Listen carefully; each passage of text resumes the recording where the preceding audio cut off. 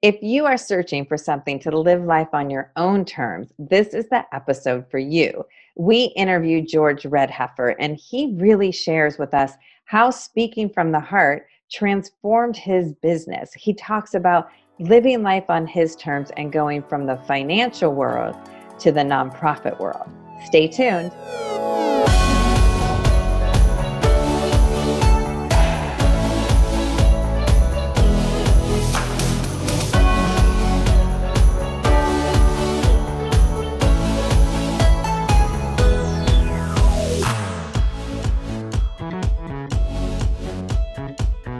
Hi, everyone. I am Shari. And I'm Kim. And welcome to this episode. I'm so excited for all of you to hear from my dear friend, George Redheffer. George and I have been in the same networking group for a little over 5 years. And what I can tell you about George is he is the master connector.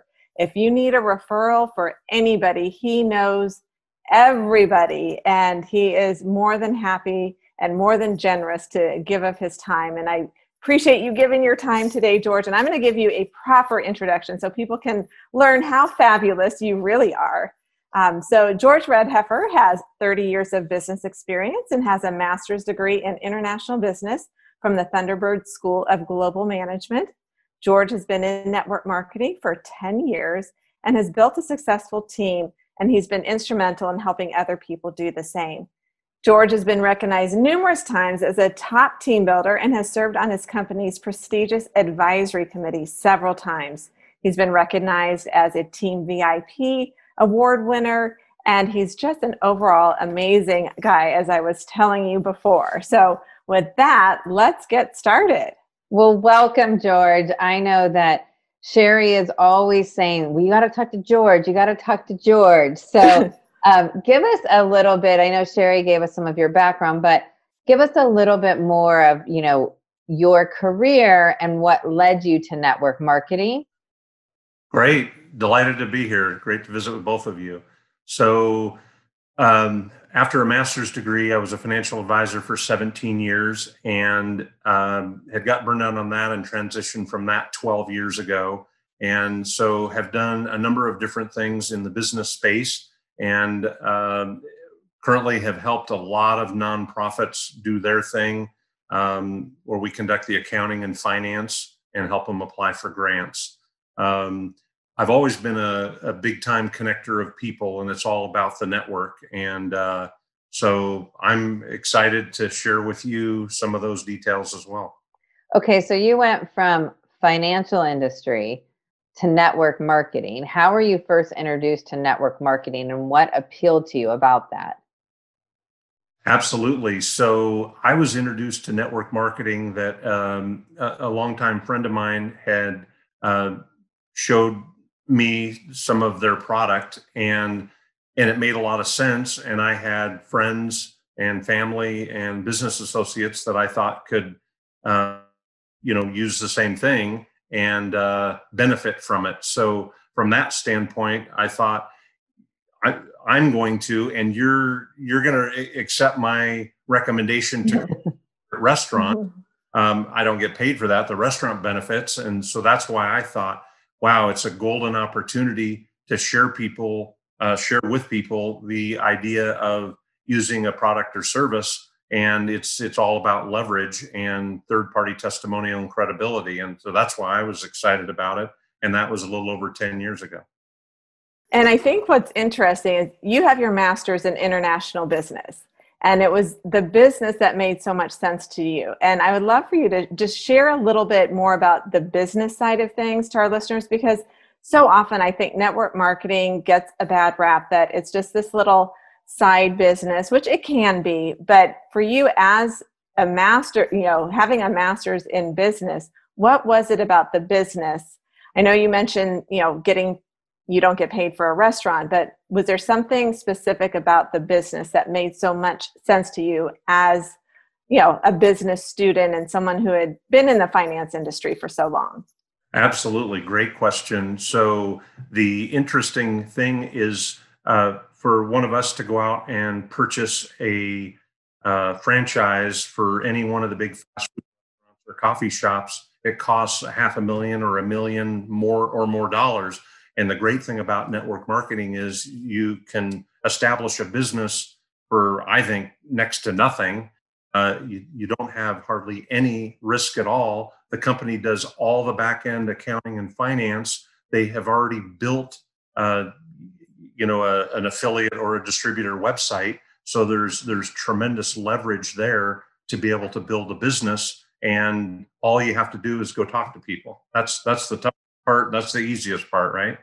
Exactly. So, people sometimes jump into network marketing and they have misconstrued or, some different ideas, misconceptions about the industry, whether it's like, well, nobody makes money, or it's the opposite. Like, this is a get rich quick scheme. Like, when you entered in, like, what was your thought process? Did you start for a side hustle? Did you start to replace because you wanted to replace your income? Did you have a big vision of how the industry could help you?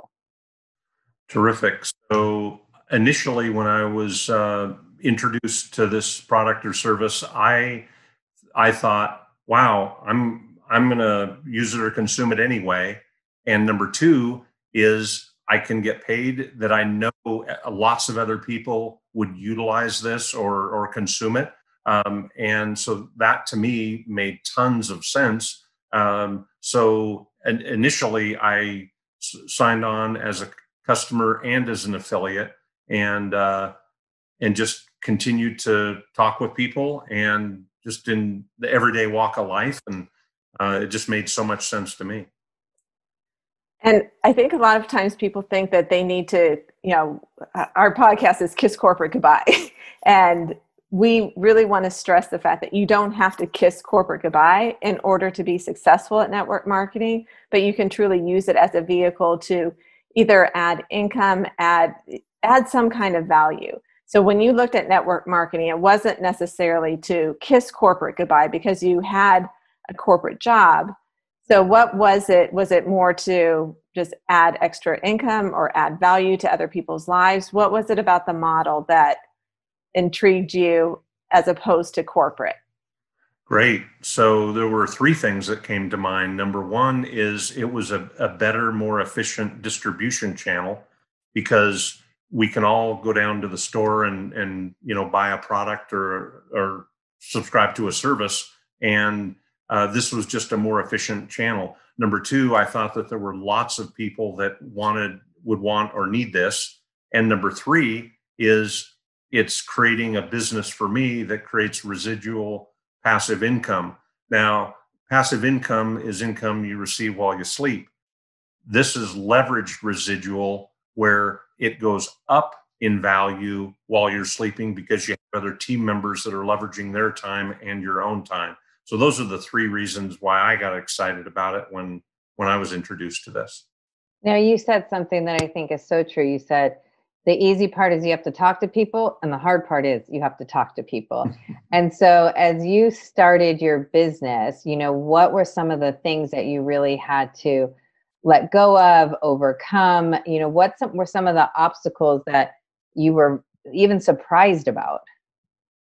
Well, this sounds kind of crazy, but I was the best cold caller of anyone I've ever known. And it's when you speak from the heart, you don't have any words you have to remember. And it's similar to public speaking. If you speak from the heart, the true, genuine passion comes out. The second thing is it's literally asking people questions to just find an opportunity to introduce them to your product or service. And so I think that is the key of being able to have people open up. If you're asking the right questions, which are typically open-ended questions that start with what and how and why. And I think that's the key. If someone can get that down and understand that, I think that leads to a lot of great conversations. One of the things that Kim and I have talked about quite frequently on our podcast is just there are so many things that surprised us. Both of us, saw this as a huge business opportunity, and we jumped in for the business. And some of the things that surprised us, the personal development, the community, just, being around so many like-minded people. Were there some things about network marketing that surprised you, especially coming from more of a stricter financial background, more of a corporate background?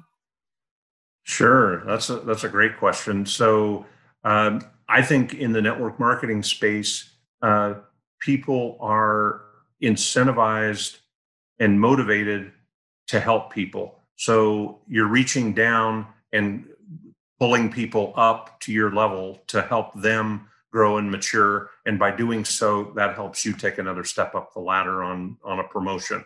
So what really surprised me in the network marketing space is how much personal development training there is.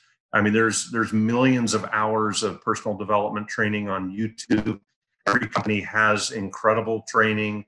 There's podcasts out there, and I'm a huge advocate of listening to a lot of that content because it can only make you better. And again, you may not resonate with every single thing that's said out there, and that's a good thing, because all you're looking for is a nugget or two on everything you're listening to help you say to yourself, I could do this better, I could do this differently, I'm going to implement that. And that's what's exciting, because there's so much of that content available out there today. I think, when Shari and I started, we didn't have any idea what we were doing. And one of the things that we liked was that we could learn as we could go, it's the saying, earn and learn at the same time, which I think is such a great thing about this industry.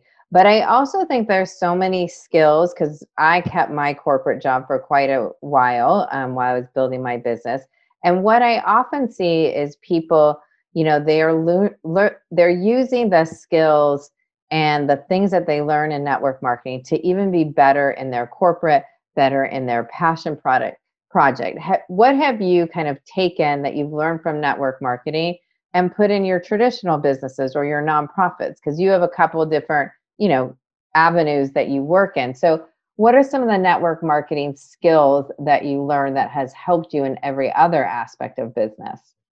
I think there's one main key, and that is consistency. There's a large company in our industry, in our industry collectively, that it took them 20 years to get to $1 billion in revenue, and they convened all of their top 200 team builders. This is 3 years ago, and said, we encourage your team to make 5 calls a day. Ask 5 people to join your team a day. Train 5 of your team members a day. Make 5 calls a day. In less than 2 years, that company added another $500 million in revenue by just adding additional consistency and focus. So how I have translated that, and how it affects both my personal business in network marketing and in regular life, is if you want to get stronger, you do push-ups and you exercise every day. It's not always fun, but you're going to get stronger. It's the same in network marketing. I encourage my team to make 5 calls by noon, not 5 calls a day, 5 by noon. And the reason is, if you don't make them by noon, you get distracted, or something happens and you're putting out a fire, or you have, people that have kids, you have a distraction, or you have to go to the school, or, you never know. There's life happens. So I think if you make 5 calls by noon, no matter what you do, great things happen. So that's been the key for me and for my team, of training them to make 5 by noon.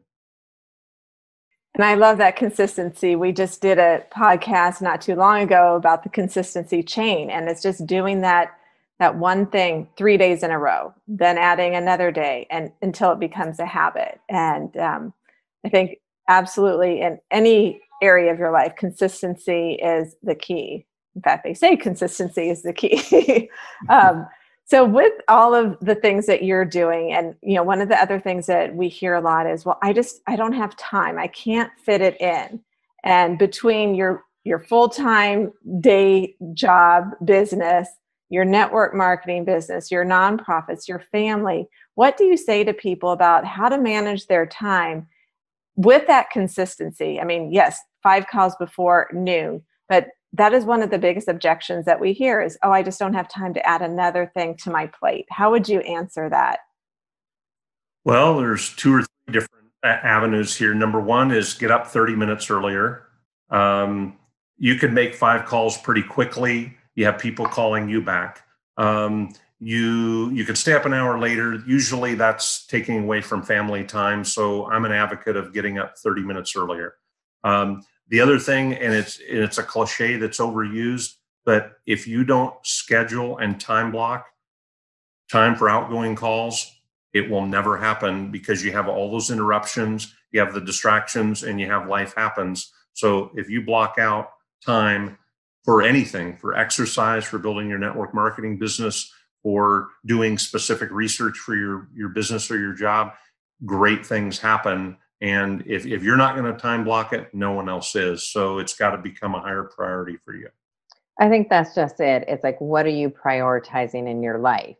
And, it's always about doing the things, short term to have that long term gain, but it always starts with really prioritizing. So thank you for that. And one of the other things that I think, as Shari mentioned, that really surprised us was the sense of community and team building and teamwork. Most people, this is an industry where the more you ask for help, the better it is. The more you're coachable, the more you work together with your team, the faster everybody grows. And I think that most people, I know I didn't when I started, I wasn't really into team building. I didn't really care about this community. I didn't even, I never had that in the corporate world. And so what have you seen like in respect to team building and community that has really sort of shaped you and what you're doing in some of your other avenues as well? Great. So I think that everyone is a little bit different. Everyone has a little different personality. I'm comfortable making phone calls, but some people are not. So I asked some team members or potential team members, I know you have a network. I know you have people let's just have a conversation with them, and you ask them the what and how questions or why. And it's those open-ended questions. And there's tons of training online and again, personal development training online to become better at asking those questions. And the great thing about it is that with all of us in, a little bit different network marketing space, we can all ask each other, what are your 2 or 3 best practices, if you will? And that's what you typically get from attending a conference or convention or a webinar. And I think that those are great things. Again, comes back to, as I call, a best practices roundtable of gathering a couple of nuggets to help each other. I think you just made a great point, because when we talk about community, we often talk about community within our own company, but there is a community within this whole industry.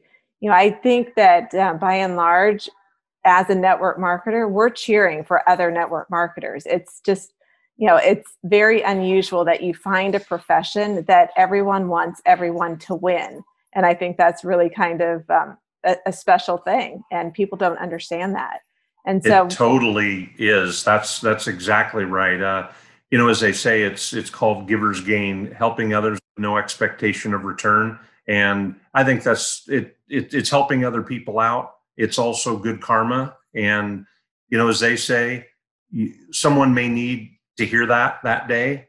And there are other days where you or I need to hear that on a certain day. So it's just making the world a better place. And that's a great thing.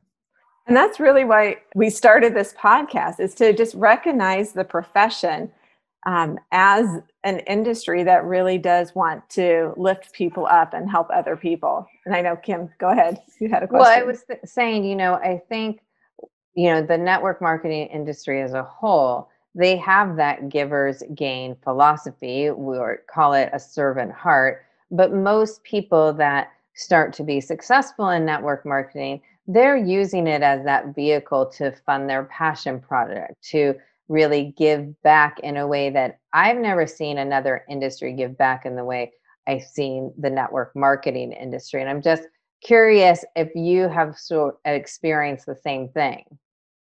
I have. And again, it's if you reach down and pull people up to help them initially earn money to pay a utility bill, then it can make a car payment, and then it can pay a rent or mortgage payment. It changes people's lives. And I'm very passionate about that. There are the goosebumps right there. Changes people's lives for the better. And then they're motivated. They want the same thing, to be able to have a team and help others. But you can't help yourself until you help others first. It's the philosophy of you reap what you sow, but you got to sow first. You got to do the hard work first, and you got to invest in your team. And that's whether it be regular, consistent communication, whether it be training, whether it be incredible podcasts with personal development like this, of truly helping others. And that's the real key in this industry, because the industry itself, every company in it is committed to make better people and help people. Now, we've been talking a lot about all the positives, and obviously we're both huge fans. What has been the hardest part for you about building a network marketing business? What have been some of the obstacles that you found got in your way? I would say it's there are no external negatives. It's only internal. It's a mindset of being positive. And number two, it's being consistent. If you're not consistent, then your business isn't going to grow as much. And you're going to think, wow, I haven't been consistent the last week or the last month, and there is not as much activity as I would like or I want. So it all comes back to me of time blocking and being consistent. And I ask people oftentimes, if you were analyzing yourself, or if a team member is analyzing themselves in the business, would they hire themselves? Has the time commitment been there? Would they hire themselves? Oftentimes that's a pretty tough answer, that, well, there hasn't been much commitment there. I don't know that I would hire myself. Well, then there needs to be some behavior changes. And I truly think that it comes back to, a lot of it is mental, of positive affirmation and being consistent. And I think that commitment is so hard for a lot of people, not just in network marketing, but just commitment in general. And, when we're talking to people who are looking, that have a safe corporate job, but they're looking to kiss corporate goodbye and go into network marketing, what piece of advice would you give them? If you're not going to work on your own dream, you're going to build someone else's. And that's typically corporate, which is what your motto is. You're going to build someone else's dream 8 hours a day, 40 hours a week. That's why you need to start your own business here.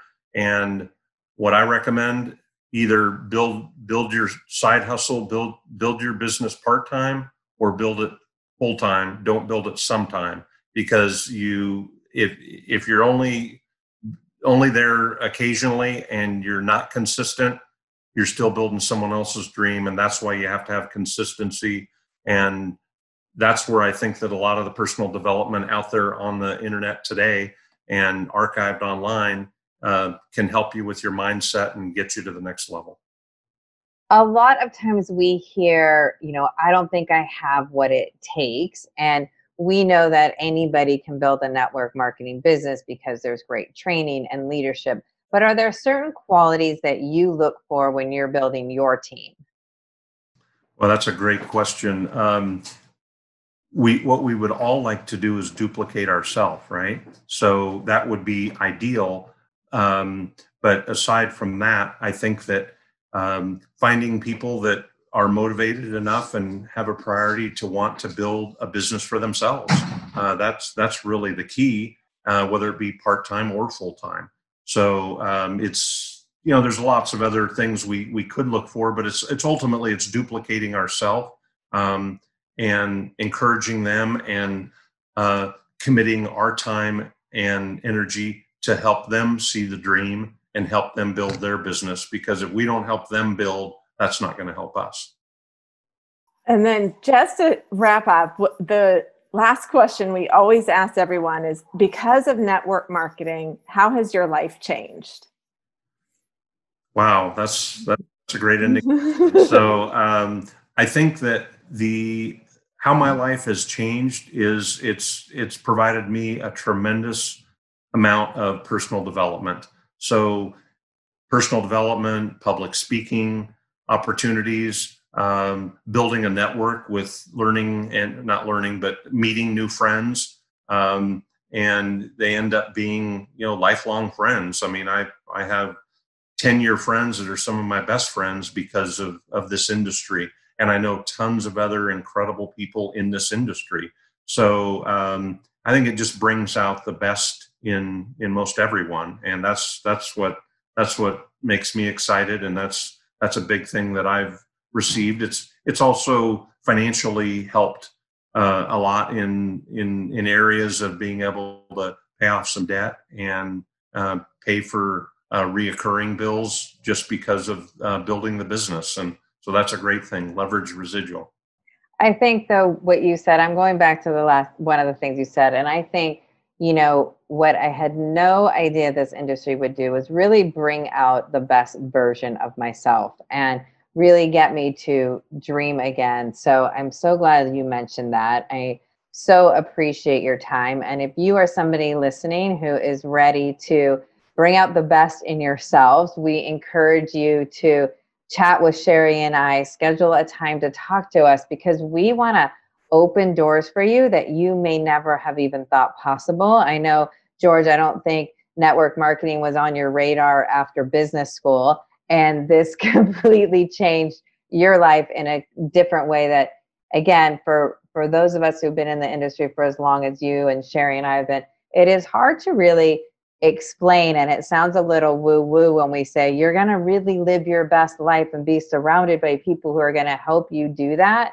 But truly, that's what this industry is about. So thank you for sharing your time with us, your wisdom. I have quite a few golden nuggets from you, and I can't wait to share this with our audience. And I just want to ask one last question. Are there any passion projects that you're working on right now, or any nonprofits that you want to share with our audience? Because we want them to get in touch with you as well. Well, there's 65 different nonprofits I work with in the Phoenix metro area and know all of them personally, ranging in all different areas of the health and human services space. So I'd be delighted to visit with anyone that has a passion or wants to serve on a board or wants to help a nonprofit, write a grant or sit on their board or speak or fundraise, or there's just a lot of great things that nonprofits do in the world. And I'd be delighted to have an opportunity to connect any of you with those passionate projects. That's awesome. So we are going to put all of your information in the show notes so people can connect with you. And I love your servant's heart. I love how you love connecting people and just building those relationships. And I'm proud to call you my friend. Well, I'm blessed to call both of you my dear friends, and thank you so much for the opportunity, and thanks for all the great things you're doing out there.